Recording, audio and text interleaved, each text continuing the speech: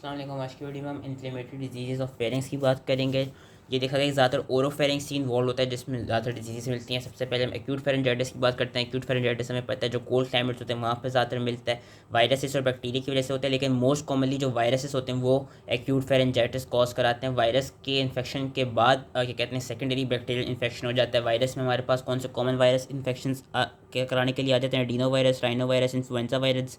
और common bacteria हमारे पास beta haemolytic स्ट्रेप्टोकोका है, नॉन हीमोलिटिक स्ट्रेप्टोकोकस, न्यूमोकोकस और हीमोफिलियस इन्फ्लुएंजा आ जाते हैं। और ये भी देखा गया एक्यूट फेरेंजाइटिस एक जो डिजीज़ है ये कभी कभी किसी और डिजीज़ के साथ एज अ प्रोड्रोमल मैनिफेस्टेशन मिलती है, जिस तरह मीसल्स में भी मिलती है, scarlet fever, glandular fever, influenza, typhoid, small pox, इसमें भी एक्यूट फेरेंजाइटिस मिलता है। और कभी कभी अगर ट्रॉमा हो जाए फेरेंजियल म्यूकोजा को बाय इंजेक्शन ऑफ कोरोसिव या by abrasion by foreign bodies, उस केस में भी एक्यूट फेरेंजाइटिस मिल सकता है। क्लिनिकल फीचर्स क्या होते हैं? अगर तो माइल्ड सा फेरेंजाइटिस हुआ, अच्छा क्लिनिकल फीचर्स के लिए हम सीवियर टेबल भी याद कर सकते हैं। अगर तो माइल्ड सा फेरेंजाइटिस हुआ तो उसको उसमें डिस्कम्फर्ट होगी थ्रोट पे during swallowing, low grade fever होगा, जनरल मैले होगी और मार्क कंजेशन होगी फेरेंजियल म्यूकोजा की, एडिमा भी होगा सॉफ्ट पैले का, लेकिन कोई लिम्फ एडिनोपैथी नहीं मिलेगी। वेरे सिवियर केस में क्या होता है कि सिवियर केस में कम्प्लीटली सिवियर डिस्फेजिया होता है, हाई ग्रेड फीवर मिलता है। यहाँ पे there is mark congestion of pharyngeal mucosa with mucopurulent exudates, there is enlargement of lymphoid follicles on the posterior pharyngeal wall, oedema और कंजेशन मिलती है, soft palate, uvula, oral cavity का cervical lymphadenopathy मिलती है। Viral infection देखा था कि ज़्यादातर माइल्डली होते हैं, there accompanied with infection of nose and paranasal sinuses. Investigation में हम सीबीसी कराते हैं, हमको टोटल वाइट टीएलसी का लेवल बढ़ा हुआ मिलेगा। बैक्टीरियल इन्फेक्शन में स्पेशली हमको न्यूट्रोफिल्स के लेवल बढ़े हुए मिलेंगे। और अगर हम बैक्टीरियल सस्पेक्ट करें तो हम थ्रोट स्वॉप्स का कल्चर करवा लेंगे to detect the organism. Viral जो होता है फेरेंजाइटिस उसका देखा गया कि ज़्यादातर जो वो इंडिविजुअल्स या वो चिल्ड्रन जो कि 5 ईयर्स ऑफ एज से बिलो होते हैं उनमें ज़्यादातर वायरल क्या कहते हैं फेरेंजाइटिस होता है, which is less severe and there is not much leukocytosis.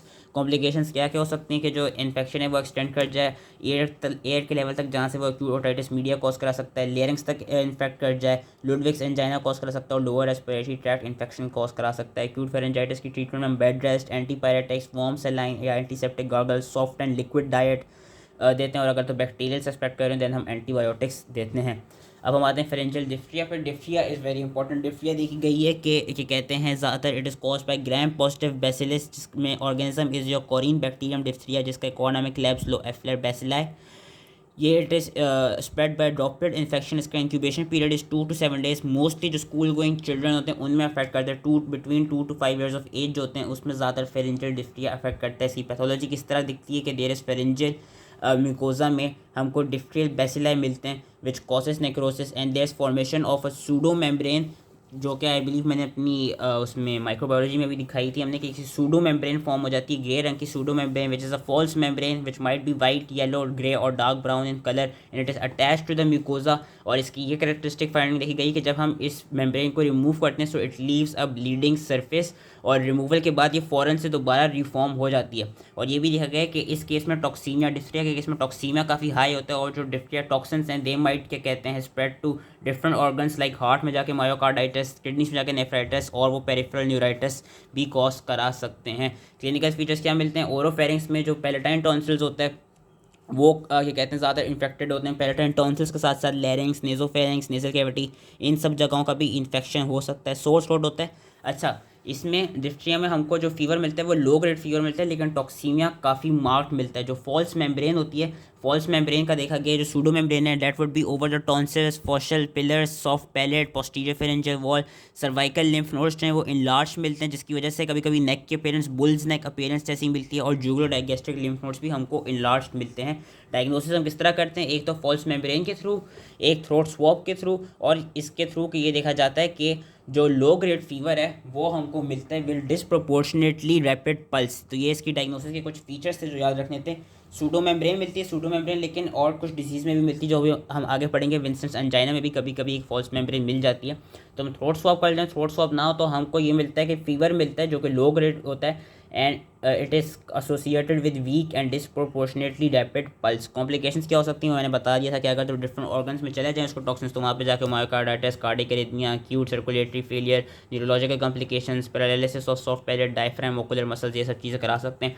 Treatment के लिए हम डिफ्थिरिया एंटीटॉक्सिन देते हैं, उसकी डोज वेरी करती है from 20,000 units to 1,20,000 units intramuscularly और इंट्रावीनियसली। सिस्टमिक पेनिसिलिन दे सकते हैं एवरी 6 आवर्स। कोई इंडिविजुअल अगर पेनिसिलिन के खिलाफ एलर्जिक हो तो उसको एरिथ्रोमाइसिन दे सकते हैं। लैरिंग्स अगर इन्वॉल्व हो चुका तो उस केस में हमको ट्रेक्योस्टोमी करानी पड़ती है। That was diphtheria. Up now we come to Vincent's angina. Vincent's angina is basically acute ulcerative lesion which might occur on one or both tonsils. It spread to facial pillars, soft palate and gums. It is caused by gram-negative fusiform bacilli.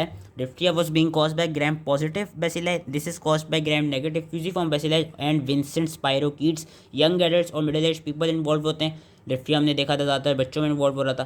Factors क्या उनसे होते हैं? Predisposing carious teeth, poor oral hygiene, poor diet, over crowding. Clinical features में onset sudden होता है, mark pen होती है, swallowing painful होती है, फाउल ब्रेथ मिलती है, हाई ग्रेड फीवर मिलता है। जो ग्रे मेम्ब्रेन है वो सिर्फ टॉन्सिल्स को कवर कर रही होती है। वहाँ हमने पढ़ा था कि जो मेम्ब्रेन थी वो tonsils, faucial pillar, soft palate, posterior pharyngeal wall इन सबको कवर कर रही थी। यहाँ पे जो मेम्ब्रेन है वो सिर्फ टॉन्सिल्स को कवर करती है, वो ईजिली रिमूव हो सकती है और ये कि रिमूव होने के बाद दोबारा रीग्रो नहीं करती। और रिमूवल होने के बाद ये देखा गया कि जो टॉन्सिल्स हैं they might show ulceration which bleeds easily. Tonsillar lymph nodes ही ज़्यादातर हमको इन लार्ज मिलते हैं। इन्वेस्टिगेशन हम थ्रोट स्वैब से कराते हैं। डिफरेंशियल डायग्नोसिस में yes we can say pharyngeal diphtheria होता है और एक्यूट टॉन्सिलाइटिस और क्विंजी भी हम अपने डीडीज में डाल सकते हैं। ट्रीटमेंट हम इसकी सिस्टेमिक एंटीबायोटिक्स और local antiseptic gargles, analgesics और एंटीपायरेटिक्स से हम करवाते हैं। Now we come to infectious mononucleosis. Infectious mononucleosis का ये देखा गया ये एप्स्टीन बार वायरस की वजह से होती है। It is usually a disease of young adults में ज़्यादातर देखी जाती है and it is transmitted through saliva of the infected individual by the क्या कहते हैं वो बेसिकली ये डिजीज़ कॉज कराता है। या कोई ऐसा हुआ हो कि जो इन्फेक्टेड इंडिविजुअल हो वो अपना डायरेक्ट कॉन्टैक्ट करे माउथ का, फॉर एग्जाम्पल किसिंग के वक्त वो अगर अपना डायरेक्ट कॉन्टैक्ट करे तो उससे ये डिजीज़ फैल सकती है। इंक्यूबेशन पीरियड इसका देखा गया 5 to 7 वीक्स होता है और ये जो डिजीज़ है it is characterize by an increase in abnormal mononuclear cells in the blood. Clinical features में जो प्रोड्रोमल पीरियड होता है जो कि 4 to 7 डेज़ का होता है उसमें मेले, anorexia, low grade fever, headache, sore throat मिलती है। सर्वाइकल लिम्फ नोड्स पेनफुल भी होते हैं और टेंडर भी मिलते हैं जिसकी वजह से इसको कभी कभी ग्लैंडुलर फीवर भी कहा जाता है। स्प्लीनोमेगैली भी हो सकती है 50% केसेज में, 10% केसेज में हेपेटोमेगैली भी हो सकती है। ये सारे क्लिनिकल फीचर्स रखे हुए इसके, वहाँ से याद कर लीजिएगा इस टेबल से। इसमें ये याद रखना है कि उसको ट्रीट करने के लिए कभी हम एम्पेसिलिन नहीं देते क्योंकि ampicillin can cause skin rashes. Investigation हम कौन सी कराते हैं कि सीबीसी कराएंगे या ब्लड पिक्चर कराएंगे जिसमें हमको लार्ज मोनोन्यूक्लियर सेल्स मिलेंगे ब्लड में, टीएलसी काउंट रेस मिलेगी। सीरोलॉजिक टेस्ट में हम ये 2 टेस्ट कराते हैं, पॉल बनेल टेस्ट एंड मोनोस्पॉट टेस्ट, जो कि basically and they come positive in the first week of disease. इससे एक एमसीक्यू था तो इसलिए मैंने सोचा बता दूं। पॉल बनेल टेस्ट और मोनोस्पॉट टेस्ट ये they become positive in the first week of the disease of infectious mononucleosis. Treatment हम किस तरह करते हैं? रेस्ट, एनाल्जेसिक्स, एंटीपायरेटिक्स और वार्म सेलिन गार्गल्स करते हैं। ट्रीटमेंट में मैंने अभी भी पहले बताया कि एम्पेसिलिन कभी नहीं देनी क्योंकि it can cause skin rashes. Now we come to chronic pharyngitis. Non specific chronic pharyngitis इसका ये देखा गया it is due to chronic infection of submucosal lymphoid follicles in the posterior pharyngeal wall. इसके contributing factors क्या होते हैं यहाँ पे भी लिखे हुए, अगेन इस टेबल को बस याद कर लेना है। Heavy smokers, drinkers, post nasal dripping हो किसी भी इंडिविजुअल को, प्रोलॉन्ग एक्सपोजर हुआ हो to dry and dusty atmosphere, infected gums हो, टीथ हो, माउथ ब्लीडिंग होती है या जर्ड हो, ये सारे फैक्टर्स की वजह से क्रॉनिक फेरेंजाइटिस हो सकता है। क्लिनिकली इनकी टाइप कौन कौन सी होती है? एक होता है कैटेरल फेरेंजाइटिस, कैटेरल क्रॉनिक। कैटेरल में हमको क्रॉनिक कंजेशन मिलती है फेरेंजियल म्यूकोजा की which might be present with or without oedema and the uvula would appear in large and elongated. इसमें हमको कंजेशन मिलेगी, साथ में हमको इनगोर्जमेंट भी मिलेगी ब्लड वेसल्स की और म्यूकस प्रोडक्शन इंक्रीज मिलती है कैटेरल में।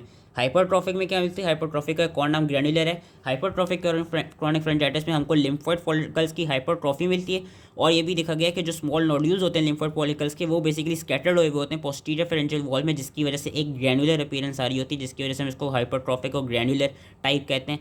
एट्रॉफिक में ये देखा गया कि जो फेरेंजियल म्यूकोजा होता है वो थिन और एट्रॉफिक होता है, ड्राई भी होता है, ओनली विसिड म्यूकस प्रेजेंट होता है सरफेस पे and it is associated with atrophic rhinitis. तो ये 3 क्लिनिकल टाइप्स थी क्रॉनिक फेरेंजाइटिस की। क्लिनिकल फीचर्स वही हैं। क्लिनिकल फीचर्स यहाँ अगेन इस वाले टेबल पे लिखे हुए, टेबल से याद कर लेना। ये जो टेबल्स हैं इस किताबों में अच्छे दिए हैं कि कंटिन्यूस डिस्कम्फर्ट होगी, इरिटेशन होगी which would be more marked in the morning, foreign body sensation आएगी थ्रोट में, patient would have constant desire to swallow और clear his throat, dry hawking cough एक हमको मिलता है क्रॉनिक फेरेंजाइटिस में। ट्रीटमेंट के लिए हम क्या करते हैं? ट्रीटमेंट के लिए हमें सबसे पहले कॉज ढूंढना होगा किस फैक्टर की वजह से हो रही है और जिस भी फैक्टर की वजह से हो रही होगी उस फैक्टर को हम रिड्यूस कराएंगे या प्रिवेंट करेंगे, उस तरह हम ट्रीट करते हैं। साथ में जिनको क्रॉनिक फेरेंजाइटिस होता है उनको हम ये एडवाइस करते हैं कि वो कोल्ड ड्रिंक्स और सावर सब्सटेंसेस को अवॉइड करें, साथ में वो वार्म सलाइन गार्गल्स करते रहें।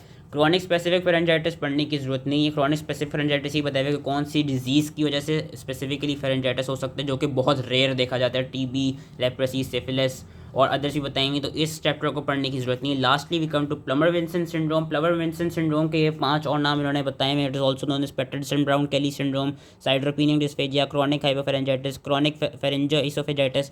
प्लमर विंसन सिंड्रोम को याद रखना है कि हमारी पॉपुलेशन में स्पेशली फीमेल्स में जिनको आयरन डेफिशिएंसी, और हमारी पॉपुलेशन में हमारी एरिया में फीमेल्स को आयरन डेफिशिएंसी काफ़ी ज़्यादा होती है, तो उनमें ज़्यादातर ये प्लमर विंसन सिंड्रोम देखा जाता है। It is basically a chronic atrophic type of mucosal inflammation which involves the हाइपोफेरिंक्स and the upper part of oesophagus. Dysphagia होता है, माइक्रोसिटिक एनीमिया मिलता है, एंगुलोस्टोमेटाइटिस मिलता है, कोइलोनिकिया मिलता है और ग्लोसाइटिस मिलता है। ये देखा गया कि ये जो म्यूकोजा होता है अपर डाइजेस्टिव ट्रैक्ट का, हाइपोफेरिंक्स का, इसोफेगस का, अपर पार्ट ऑफ इसोफेगस का, ओरोफेरिंक्स का, ओरल कैविटी का, टंग का, दैट इज़ बेसिकली थिनिंग हो चुकी होती है उसकी।